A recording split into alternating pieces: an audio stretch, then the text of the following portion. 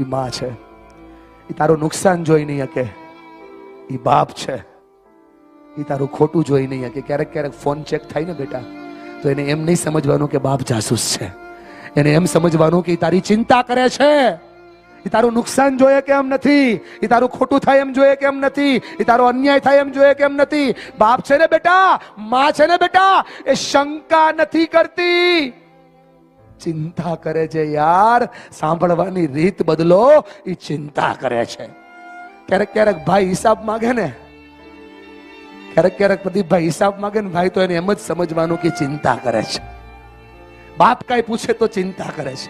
ભાઈ કઈ પૂછે તો ચિંતા કરે છે. સાસુ કઈ કહે ને બેન, તો એને એમ જ સાંભળવાનું કે ચિંતા કરે છે. કેમ કે સાસુ માં, સાસુ માં, સાસુ માં એ સાસુ માં નથી. સાસુ માં એ સારું સૂચન કરનારી માં છે. સારું સૂચન કરનારી માં, મેન્ટર ઓફ યોર લાઈફ.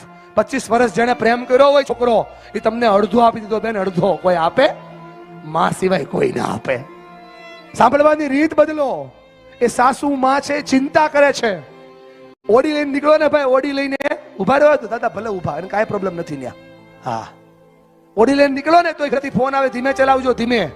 એને તમારા ડ્રાઇવિંગ પર ડાઉટ નથી, એને તમારી ચિંતા છે. સાંભળવાની પહેલી રીત, તમારી ચિંતા કરે છે. 5 લોકોની વચ્ચે જ્યારે આપણને એમ કોઈ કહે ને કે તું આવો છો, આમ હાથ કરો બધા આમ, તો તને નીચો બતાવવા માટે નહીં બેટા, તને નીચો બતાવવા માટે નહીં બેટા, દુનિયાની સામે ઉપર લઈ જવા માટે કહે છે. યાર, તારી રિસ્પેક્ટ કરે છે, તારી ઇજ્જત કરે છે. એ તને નીચો બતાવવા નથી કહેતા, તને દુનિયાની સામે ઉપર લઈ જવા માટે કહે છે. અને આપણી કોઈ પણ વસ્તુમાં એ લોકો આપણને એગ્રીમેન્ટ નથી આપતા ને દોસ્ત, તો એટલા માટે નથી આપતા કે they want to develop you. એ તારા વિકાસને ઈચ્છે છે. એ તને જિંદગીમાં આગળ જતો જોવા માંગે છે. એટલા માટે તારા સપના કરતા વધારે તારા પગ પર મજબૂતાઈ કરવા માંગે છે બેન. એટલે કે છે જાતે કરો, જાતે કરો, જાતે કરો, શીખો, શીખો, શીખો. આપણને થાય કે આ લોકો આપણને કઈ સપોર્ટ તો કરતા નથી, પણ તને પગ પર ઉભા થવા માંગે છે. ચિંતા કરે છે માતા પિતા, રિસ્પેક્ટ કરે છે માતા પિતા, રિસ્પેક્ટ કરે છે ભાઈ, કદર કરે છે માતા પિતા. આ દુનિયાની સૌથી મોટી તાકાત તમને બતાવી રહ્યો છું. સમજો મારી વાત. આ કોઈ નો સમજાય ને તો સાંભળવાની છેલ્લી રીત. થોડીક વાર લાગશે દાદા, સમજાય ને, 12:15 થયા છે, 15-20 મિનિટ લાગશે, બરાબર ને?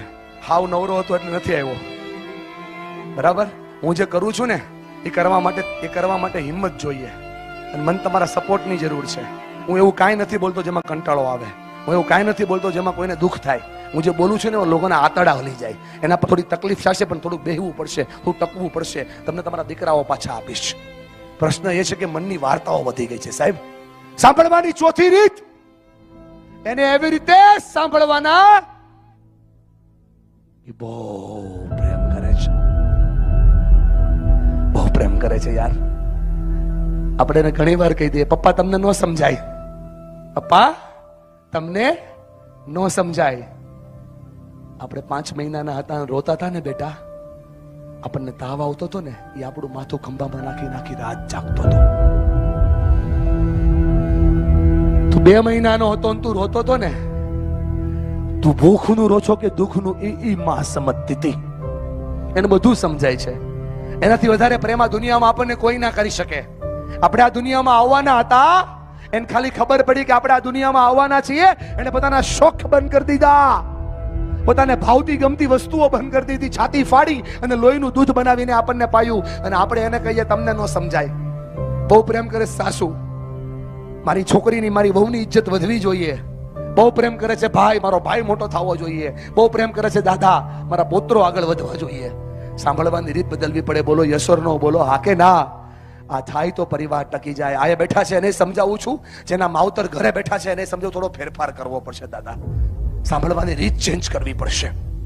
અને સાંભળવાની રીત બદલે તો પરિવાર બદલે છે. સાંભળે છે ને બેન, આ તારી આંખમાંથી જે પડે છે ને એની કદર કરીને કહી છું. થોડી એક ફેરફાર કર, જીવન બદલી જશે. એક ફેરફાર જીવન બદલી નાખશે બેન. ઘણી બધી વાર આપણો અભિમાન છે ને આપણા પરિવારને તોડી દે છે. આ અહમનો હું છે ને એ રોજ ભાંગે છે પરિવારને. સાંભળવાની રીત બદલો. ઇજ્જત કરે છે, ચિંતા કરે છે, પ્રેમ કરે છે, રિસ્પેક્ટ કરે છે. એને અમારા વિકાસમાં રસ છે. થોડો બદલાવ થાય તો જીવન બદલી જાય.